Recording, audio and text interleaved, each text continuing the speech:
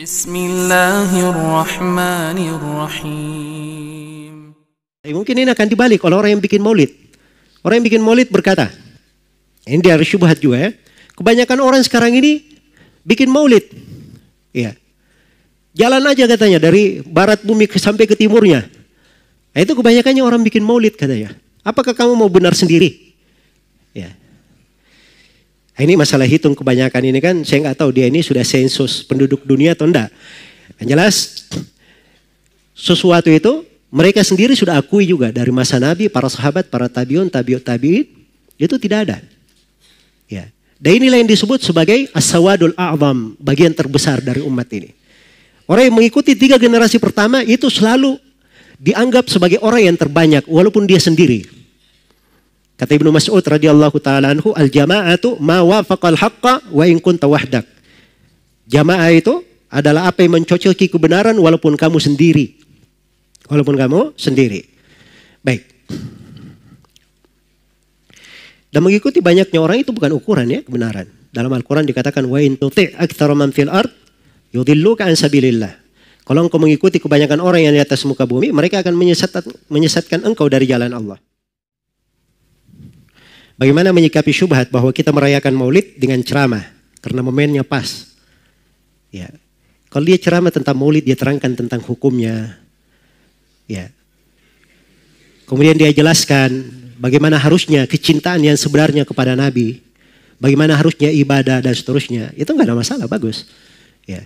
Dia obati kekeliruan yang terjadi. Tapi kalau maulid dia ikut di situ, dia ikut mendukung, ikut nyanyi, ya. Dia ikut mengkompori orang untuk hadir. Ini tidak boleh. Ya. Itu tidak diperbolehkan.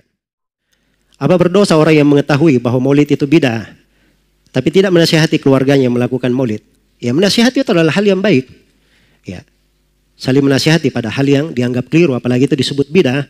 Karena itu para ulama menulis tulisan-tulisan membantah orang-orang yang membolehkan maulid dan menjelaskan kekeliruan pemahaman.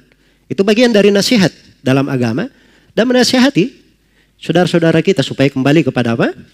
Kepada hal yang benar. Iya. Dan saya belum terangkan ya di pembahasan ini dari alasan-alasan orang-orang yang melarang maulid itu secara apa?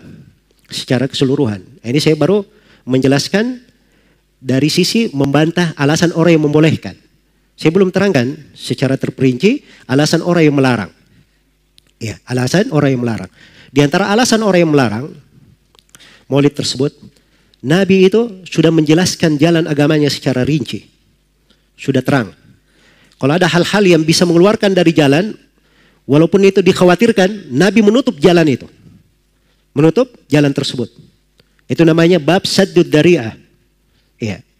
Karena itu pintu ekstrim terhadap orang salih itu ditutup dalam agama ini dengan sangat kerasnya, dengan sangat rapatnya. Tidak boleh ada ekstrim terhadap siapapun dari orang salih, termasuk terhadap Nabi Sallallahu Alaihi Wasallam. Bahkan Nabi Sallallahu Alaihi Wasallam di akhir hayatnya beliau ingatkan, ya, la'anallahu al-yahuda wan nasara ittakhadu kubur anbiya'ihim masajid. Allah melaknat orang-orang Yahudi dan Nasara, mereka menjadikan kubur nabinya sebagai masjid. Baik, ini semuanya menutup pintu. Menutup pintu. Maka kaidah syariat ini mengharuskan bahwa hal-hal yang terkait dengan maulid itu harus ditutup. Apalagi telah terbukti. Telah terbukti. Para ulama yang membolehkan maulid saja, mereka mengingkari banyaknya kemungkaran-kemungkaran yang terjadi di mana? Di maulid tersebut. Dan ini bukti kuat yang membenarkan pendapat orang yang melarang. Sebab ini asal memang di dalam syariat ditutup, pintu yang ditutup.